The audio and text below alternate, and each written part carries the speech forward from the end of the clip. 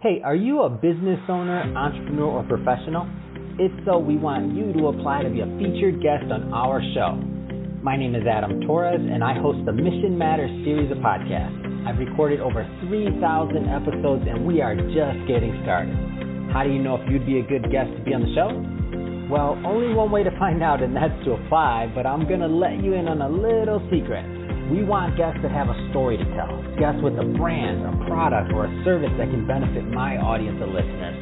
If this sounds like you, go to missionmatters.com and click on Be Our Guest to apply. I'd love to talk to you and get to know more about your story. Again, head on over to missionmatters.com and click on Be Our Guest to apply. All right, now let's get into the show. Hey, I'd like to welcome you to another episode of Mission Matters. My name is Adam Torres, and if you'd like to apply to be a guest on the show, just head on over to missionmatters.com and click on Be Our Guest to apply. All right, so today is a very special episode. I have a return guest. Myself and Brian Searcy have worked together before, and it's always a pleasure. One of the big topics we talk about is what Brian specializes in with is situational awareness. And just to do the formal intro for those of you that haven't maybe caught some of our previous work together. So Brian Searcy is a retired United States Air Force colonel. He's also president of Paratus Group. Brian, great to see you again and welcome back to the show. Adam, thanks for having me on. This is awesome. Thanks. Oh, man. Great stuff. So I know you're doing a lot of great work, helping a lot of people, helping a lot of families and organizations with your work at Paratus Group. And just to get us kicked off, I'll start with our signature question. So, Brian, we at Mission Matters, we amplify stories for entrepreneurs, executives, and experts. So that's our mission here. Brian, what mission matters to you? Yeah, thanks for asking, Adam. My wife actually identified a couple years ago about why I was struggling with what I was going to do when I grew up after I retired from the Air Force, and it was that I needed to have a mission. About 4 years ago, I got involved in the safety area, and about 2 years ago, I realized that what we have been looking at the issue of trying to solve safety in our country from the wrong direction. We've been doing Einstein's definition of insanity for over 53 years, where we're doing the same thing over and over again and expecting different results. Yeah. We're trying to teach people how to respond if bad things happen instead of empowering them to proactively be able to prevent things from happening. So we are on a mission to educate people that you can't do traditional training on situational awareness or what the threats are. What you need to do is have a training program that empowers people to learn habits, behaviors, a new mindset, and processes that all surround situational awareness. Mm-hmm. And when we learn situational awareness, it gives us the ability, like I said, to proactively prevent bad things from happening. Mm-hmm. One of the very first slides I have in every presentation is the world is not a safe place today, and it's getting less safe every single day. All of the threats are on the rise. They're not declining. So we need to change the paradigm of how we deal with this. So that's why at the Paratus Group, we focus on this, on the learning of situational awareness so you can take responsibility for your own safety. But then hopefully, because we're also teaching you 10 critical skills, one of which is empathy, it'll drive you to be able to also start taking responsibility for our communities. Mm-hmm. And that's what we really need to do if we want to turn this around and start preventing these bad things from happening. Amazing mission. And one of the reasons why I'm excited to have you back on the show, for those that didn't catch the first episode, like situational awareness, we'll start there, but a little bit more about your background before we go further into the topic, because I want people to understand like your expertise. Thanks, Adam. I've been doing things around the same as this for about 34 years. I entered in the Air Force in 1987, flew AWACS right out of nav school. Had a number of assignments. I went to the Pentagon twice, but I commanded at the squadron, the group, and the wing level. So I had the opportunity to train. I had the opportunity to lead, and I had the opportunity to serve and to fly in the U.S. Air Force. When I retired, I did what a lot of retired senior guys do, and I went to work for a defense contractor. And after about 18 months, that wasn't for me. And that goes back to what my wife said, that I needed to have a mission. After that, I did some consulting to CEOs and presidents on leadership. After that, I helped my wife build her commercial screen printing company, and I'm very happy to say she's doing an amazing job. She's doing a great job with that company. About 4.5 years ago, I started a company with a very good friend of mine. It was on how you teach personal skills to high school students. Unfortunately, he ended up taking his life. That's another story that kind of ties into what I'm doing now with situation awareness. But right about the time he took his life, after a couple school shootings here in the United States, a couple of them here in Texas, I got into the safety area. Wow. Initially, it was focused on how do you do active shooter response. There's a ton of companies out there that go in and try to teach businesses, schools, churches, what you should do if there's an active shooter. We did that. I'd like to say we did it on steroids because we really put them through stressful situations so they could learn what an active shooter situation would be like. But as we went through that, I really realized that we're really doing a disservice. And there's a number of ways we were doing a disservice, but the biggest one was that we were not focused on prevention. The FBI and the Secret Service say that 93% of active shooting events can be prevented if you have situation awareness, if you know what to look for, but then you learn how to make decisions and then you act on it. And that's where a lot of people fail. And then late 2019, it became apparent to me that while so we put together a program to teach situation awareness to prevent active shooters. But then it dawned on me that there are dozens of threats that we face every day. Human trafficking, suicide, sexual assault, abusive behavior, the list can go on. These can be prevented as well if people would just learn situation awareness and then learn how to make decisions and then act on it. So that's in a nutshell what our program is about. So we've been using this term pretty often in this interview so far. So situational awareness. I don't want to assume everybody understands that. I know I didn't understand it until we began our dialogues a long time ago. Like I didn't really know what it was. I'm like situational awareness, like just being aware maybe of my guess was being aware of your surroundings. I don't know. And like, why is that so important? So let's start there. Situational awareness. Right. So situation awareness, at the very macro level is just really knowing what's going on around you. But to truly have situation awareness, especially if you want to left of bang, prevent bad things from happening by being proactive, you have to understand that it's a process where you have to be able to have great perception and see things. That's the number one thing that you have to do. Once you start having the ability to see things, then you have to have a further process where you do assessments, where you analyze what is going on. And then the third step, because we actually have a 5-step process, but the third step is that then you think about, okay, if anything bad happened today, what would I do? You put yourself in a state of preparedness. It's what Lieutenant Colonel Cooper in his first colors on situational awareness calls yellow. And this is a real thing where now you've done this analysis, you've predicted what you might do. And if you do that all the time and it becomes a habit, a behavior, and a mindset, well, now you're doing whatever you're doing in a prepared state. So if you ever get that God-given gift that goes off, which is that hair on the back of the neck or that gut feeling, you know now that I have to take a next step and I have to trust it when that happens and then make a decision about what I'm going to do.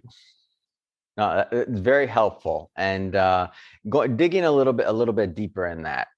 So first off, Paratus Group. Who do you typically, and we'll go further into, I want to go into some of those critical skills that you mentioned. I want to go, we're going to dig deeper, but just to get us going on that end, what are the types of individuals that you normally work with? Or is it individuals, organizations? Is it just like big companies? Is it, small businesses? Do you serve them too? Like who do you typically work with in general?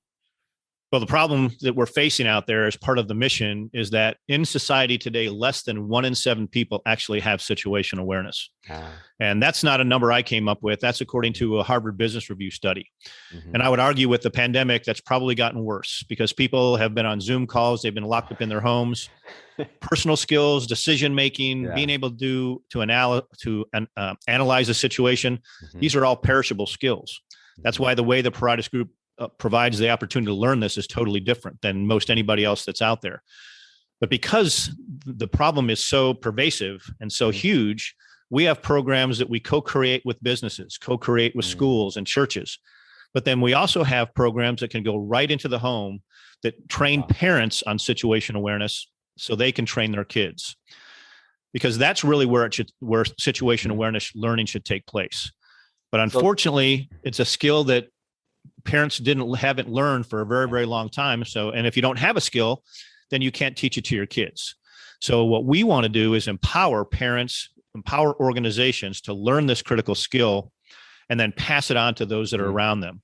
Because as I said in the beginning, the focus is for all of us to not only learn how to take responsibility for our own safety, but then also work to take responsibility for our communities. So Brian, I mean, this is great. So tell me a little bit more about the delivery of the product and how you work specifically, like to go in home and also to work with corporations. Right. And thanks for asking that question, because at the Paratus Group, we do think we're unique because we, as I said earlier, we break Einstein's definition of insanity and we target against the forgetting curve. We can introduce the program in one of three different ways.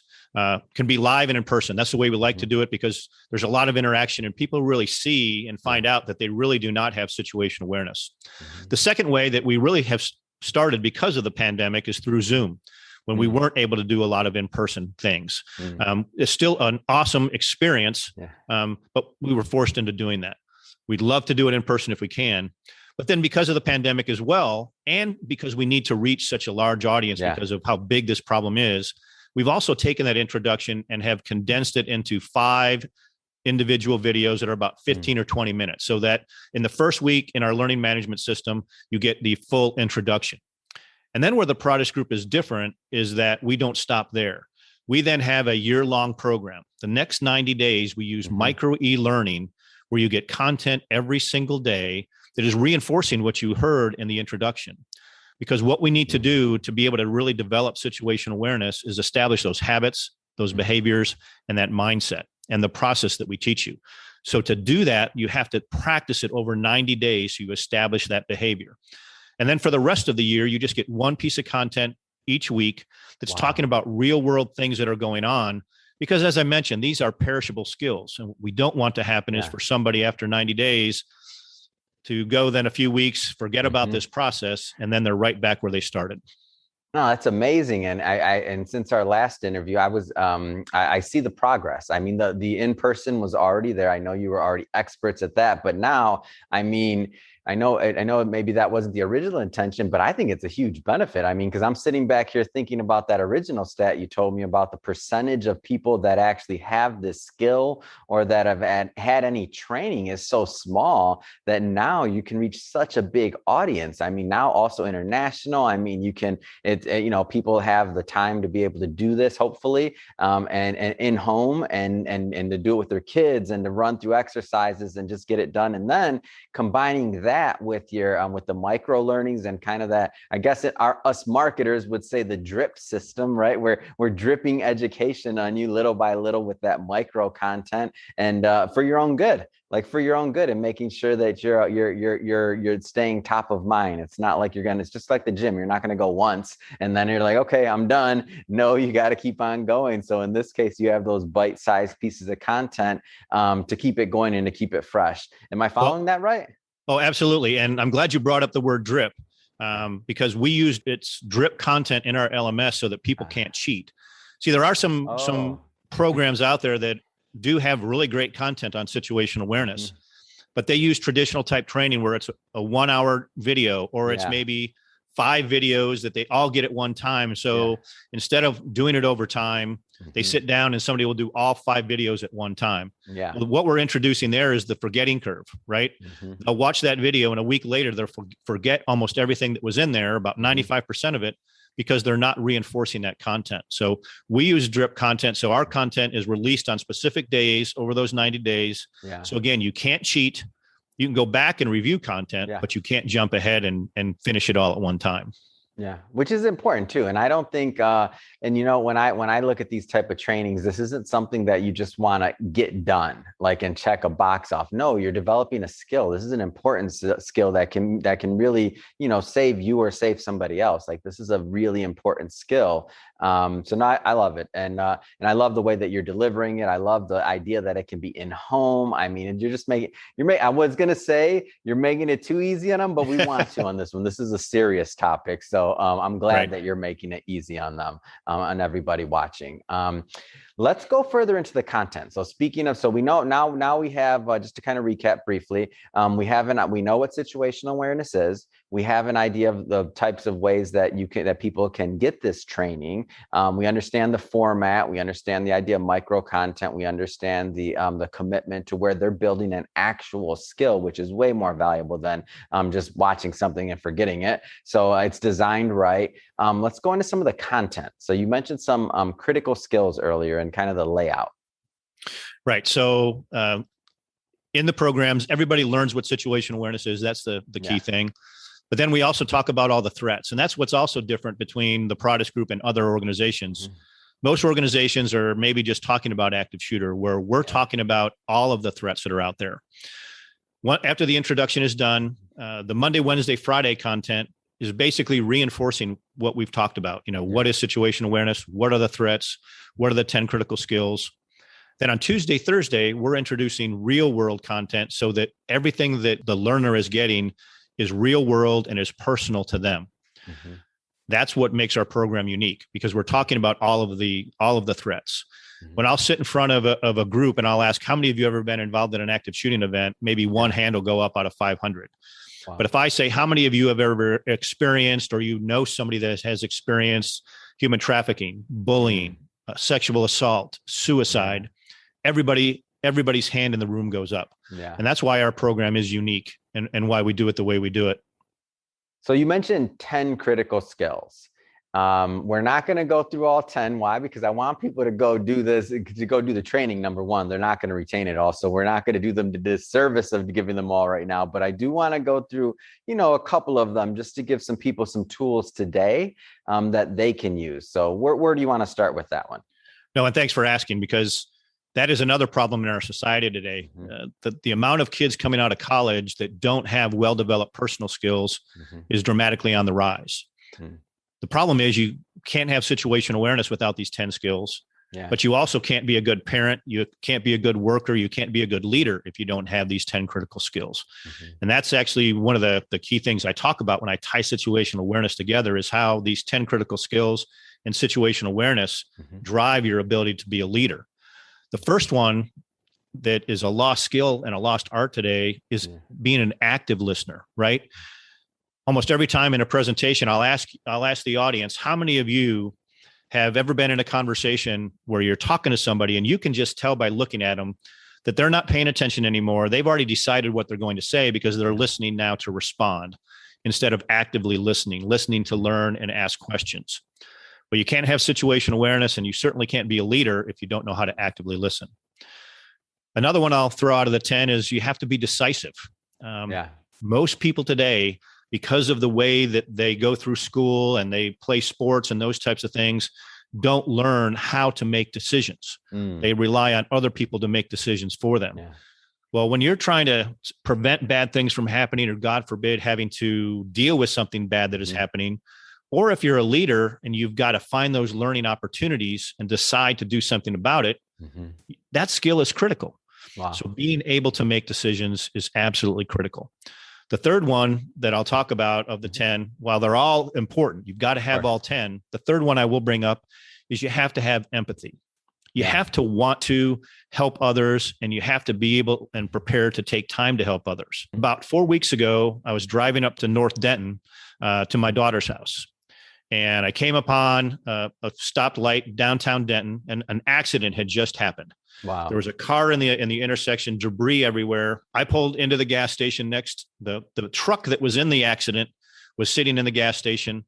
The witnesses that were there, they had dialed 911. Right. So I went out into the traffic and started directing traffic because I did not want another accident to happen. Right. Because cars were flying up. Unfortunately, drivers today don't have situational awareness, so they look 30 feet in front of them instead of hundreds of feet in front of them. So I had to slow cars down. I had to get them out of the way so they didn't run into this car, or they didn't run into the debris, or run into another car trying to merge to the right. But see, it's that empathy and the fact that I have developed situational awareness and a process that I know what to do and how to act. So that's how that all ties together. So those are 3 of the 10. But like I said, you need to know all 10 to be able to have situational awareness.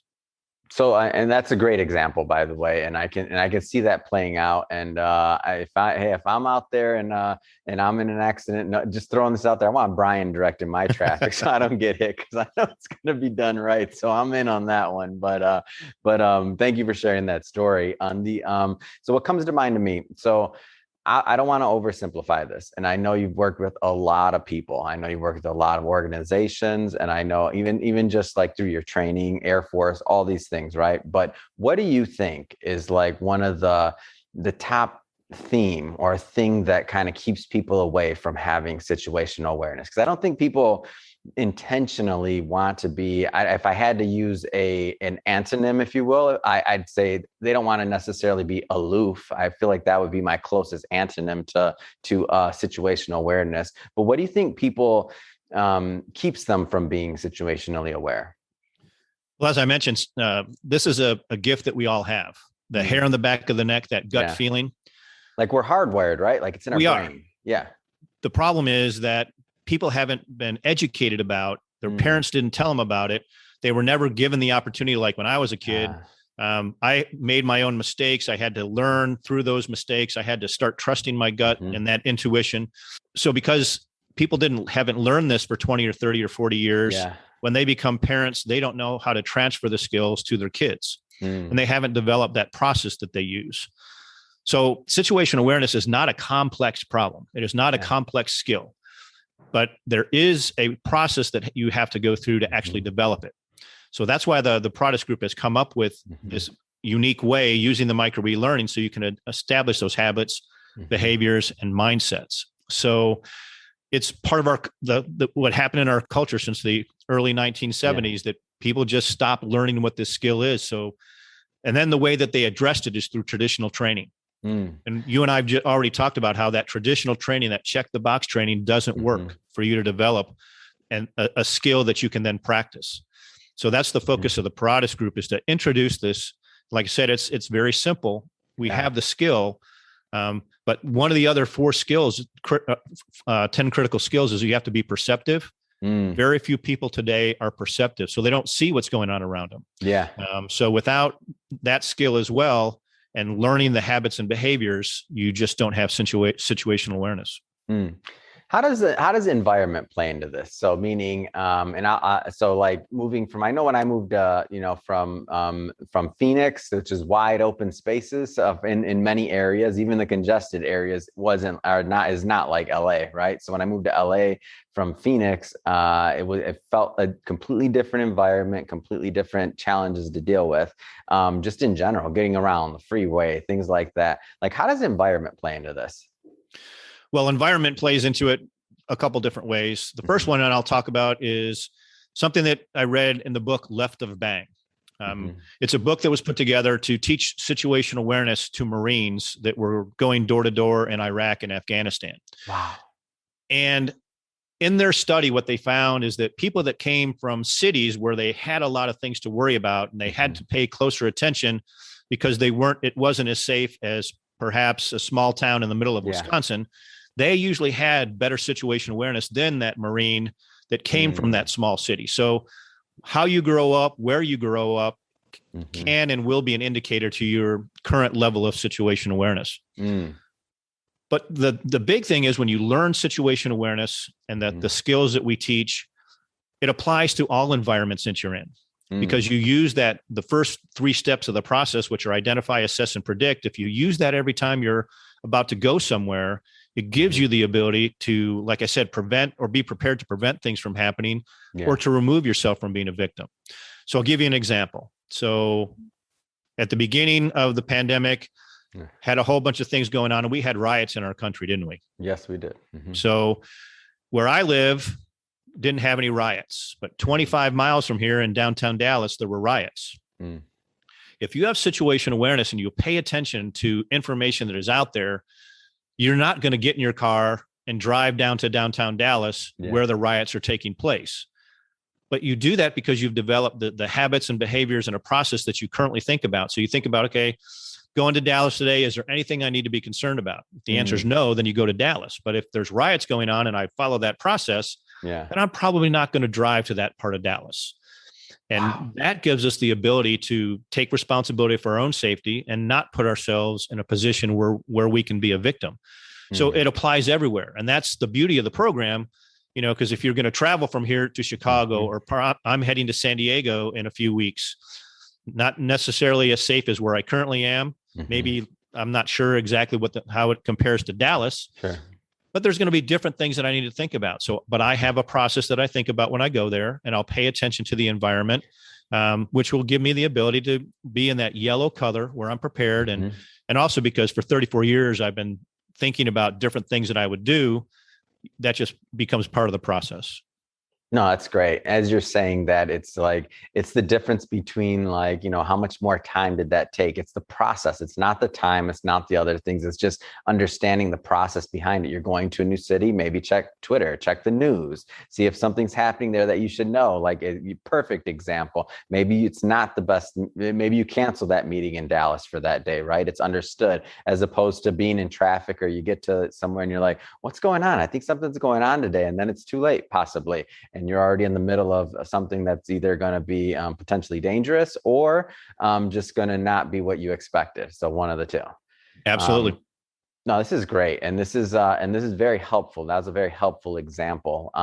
What kind of feedback have you received from some of it could be from the students, it could be from the organizations, like tell me a little bit more about that.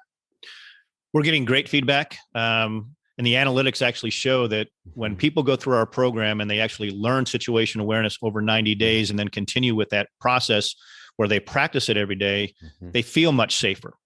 Yeah. But one of the biggest things that I'm proud of, it's the people that have taken our program haven't just made themselves more safe and haven't developed a situational awareness habit, behavior, and mindset.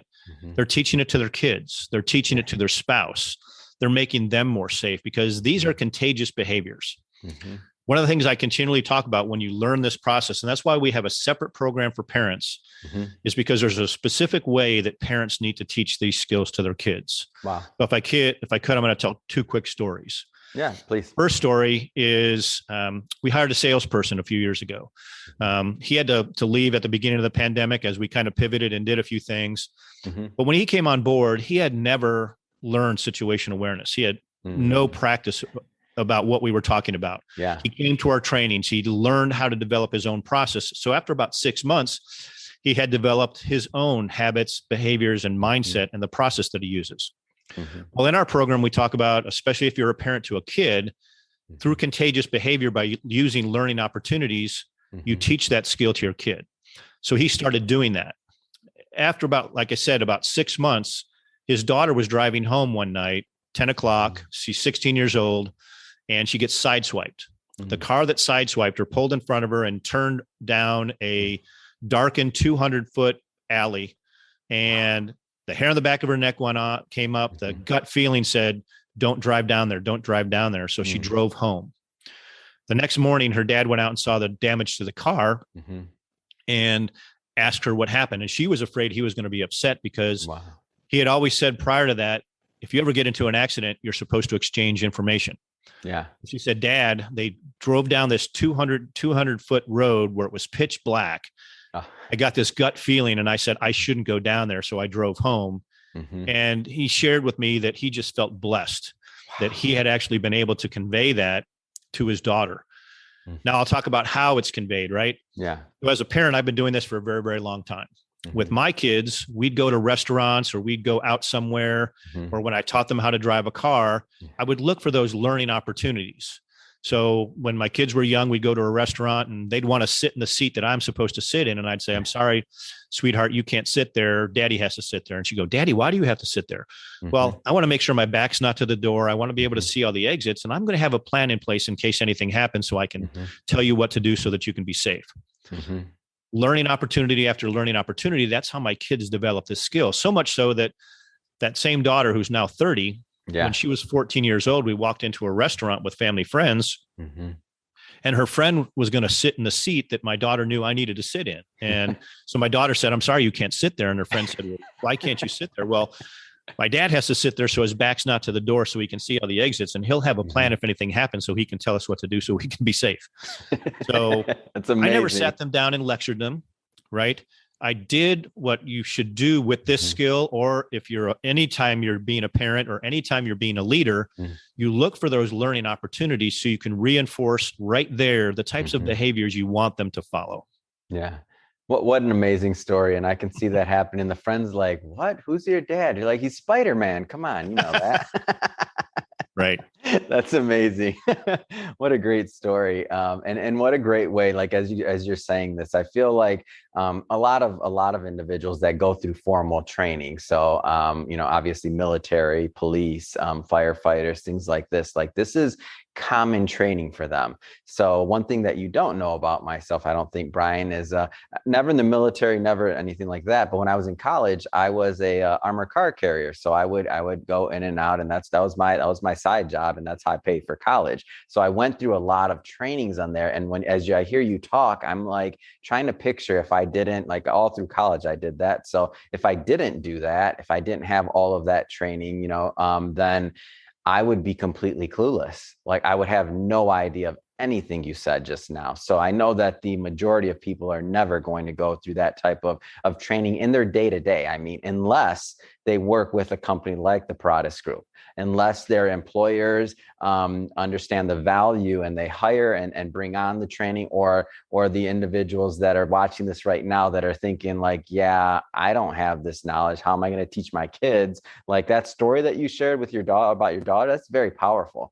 And to think that, so that a lot of things maybe could be prevented. And now the next time, even just that little nugget you just now gave, even though I recommend people go through the full training, of course, but even just that little nugget, next time somebody sits down with their young kids, may think twice about, what side of the table they're going to sit on, right? And it's not about who gets the best view or who gets that's not what it is. It's like you're thinking on a whole nother level based on your training, based on also, what you've seen in the world. So I think it's amazing. I think this conversation has been very valuable to myself for sure. I'll start there, but for our audience, I feel like a lot of individuals are going to watch this, and even just that one little nugget, if you do that, and that can make some difference in your life, I think it's going to be a huge win.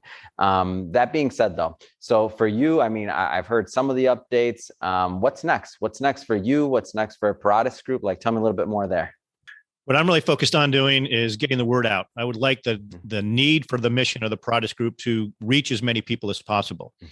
I'm a keynote speaker, so I love the opportunity to do keynote speaking or lunch and learns, again, to educate people initially on what is situational awareness and why do we have to have it, how it applies to helping with mental health, and how also, like I said, you can't be an effective leader, you can't be an effective parent or grandparent without situational awareness. So it's an education process, but then give them the opportunity to really figure out that you can't do that traditional training and that you have to have a program, whether it's ours or somebody else's. Yeah. I mean, this problem is so pervasive today. Like I said, less than 1 in 7 people.